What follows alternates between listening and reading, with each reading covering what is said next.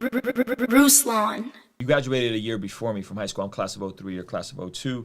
We were earlier talking about LeBron and how, he is in his, he's the same year as me. He's class of '03. I actually think we got the same birthday. I think his birthday is a day before mine. I think it's December 30th. So I grew up watching LeBron. What do you think about just where fitness and health and all these things are going, where that window of remaining healthy as an athlete is being pushed further and further and further out? And how is that affecting what you're doing in terms of, you're in your mid-30s and you're still like, I asked you, like, when did you hit your peak? And you're like, I still feel like I'm getting better, right? And I feel the same way on the court. I mean, obviously maybe someday we'll get to play together, but you're on a whole nother level. What do you make of all, like, where this sport is going, where, like, technology and fitness is going for guys like LeBron to be potentially better as he's getting older? Yeah, LeBron's definitely trailblazing in that, a special athlete. But I do think that people will play later. I do. It's hard for me to say, like, where that'll land, but do I think that NBA players, it'll become the norm to play into your 40s? I actually do. And I don't know if they'll be like LeBron, where they, like, continue to get better because he's just, like, a special athlete. Yep. But, I mean, even for me, we were talking about this, too. There's been so many strides in sports therapy, sports medicine, sports treatment. Yep. Like, I recently, I tore my Achilles, just almost 2 years ago. And it took a year and a half to recover, but I didn't lose a step as far as quickness and everything goes. I found out later, Isaiah Thomas, the legendary, like Bad Boys Pistons, Isaiah Thomas, he retired off the Achilles at 32 years old. Wow, I didn't know that. Shaquille O'Neal retired off the Achilles when he was in Boston. If you look at the stats of, like, people who had that injury, they never really came back the same. Like, Dominique Wilkins is the only person to come back and do better numbers. But now we look at, like, a KD. KD tore the Achilles.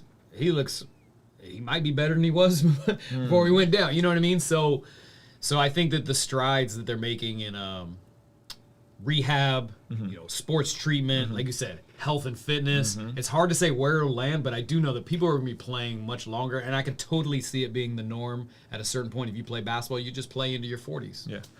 LeBron and his son in the league at the same time, on the same team, you think it's going to happen? It's funny because, like, I feel like LeBron is so entrepreneurial and, like, so good at putting himself in situations that tend to work out. I almost feel like if it was his goal to play with his son and be on the same team, like, I feel like if anybody could pull it off, it would be LeBron. So do I see it happening? I'm going to say yeah. Yeah. That would be cool, man. That would be so cool if that happens. Like, I'm legitimately, I would legitimately be excited if that happens. I think that would be such a cool thing to see. Me too. And his son is a beast too. He's not, I feel like Bronny will be an incredible, I think he'll be a good pro. Like it's hard because, Pops is a first ballot Hall of Famer, arguably the GOAT. So he's always getting these unfair comparisons. Yep. But I saw some recent footage of him, like, doing a windmill. Looked like he had a little bit more grown man strength going in this next season. And I think he's going to be like a special player. So, yeah. Yeah. You think the game getting more about the jumper and the three-pointer has helped him preserve some of his fitness? Because the game evolved, but he evolved with the game evolving. So it wasn't. I feel like when we came up, it was way more about, like, flashy drive dunk. It seems to be more about, like, and big man. Yeah, and big man, way in the deep now. Yeah. So the game of the 90s was definitely get to the cup, dump it to the big man, hit a three every once in a while, work on your mid-range. Steph Curry changed the game.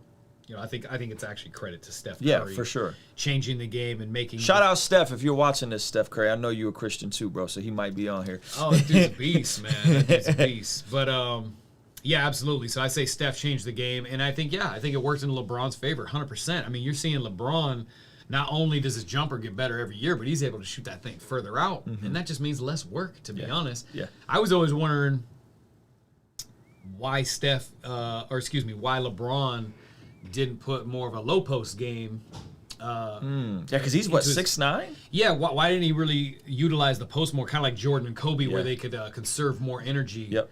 But it's interesting because he's almost gone to more of the jump shot route, which may even be less energy, just in a different way. So yeah, the game has changed. I think It's a perimeter game. It's run and gun. It's a 3-point game. I mean, bigs aren't as utilized as they used to be, you know? I love how much information there's out there about the technical side of dribbling now, right? Just the power of the first step, driving the momentum. There's a lot of content being made of how to demystify some of the stuff that you do that looks like incredible, but it's kind of more or less physics. Are you keeping an eye on some of these new creators that are really breaking down and demystifying how technical the crossover, the making people fall, all that kind of stuff is? Yeah, 100%. What's the guy? PJ Performance. He's dope. Actually went to his place a few months back. We shot a video. Shout out to PJ for checking this out. Cool cat. But yeah, I love the way he was breaking it down. I'd never seen anybody get that technical with it, talking about just movement. It's actually movement in general, right? Movement broken down. Yeah. So I thought that was really cool. I do think, though, it's hard. It's a hard thing to break down, like you said, demystify, and to... Because it looks like utter wizardry. Yeah. Like when you're watching you and you're like, how did he do that? Like my son was sitting there bugging out like you were a magician. So when you see someone really break down a technique of it, it's like, whoa, this is actually really cool. Yeah. No, I think it is cool that they're trying to break it down logistically, because I think with basketball there are a lot of things that are untaught that elite players do, and I think movement probably isn't utilized enough. I found recently, when I tried to teach people like one-off moves that I do that they can incorporate to their game, it didn't quite work, because in order for it to work, I would have had to break down the foundation of how I actually step to the defense and my whole stance. Yep. As opposed to just those one-off moves, because I have like a whole like unique pocket stance of how I move, and there's different movement and explosion in that. Yeah. So I think getting into the technicalities of that is interesting to explore. I don't know where that'll land. But. Yeah, well, I think Allen Iverson kind of like evolved and like the first time we saw the crossover in this modern form, and I feel like where you and some of the N1 guys took it was even more so, like you said, with the movement, and now it's becoming more accessible. Like the understanding what's happening technically is drills you can do on your own now.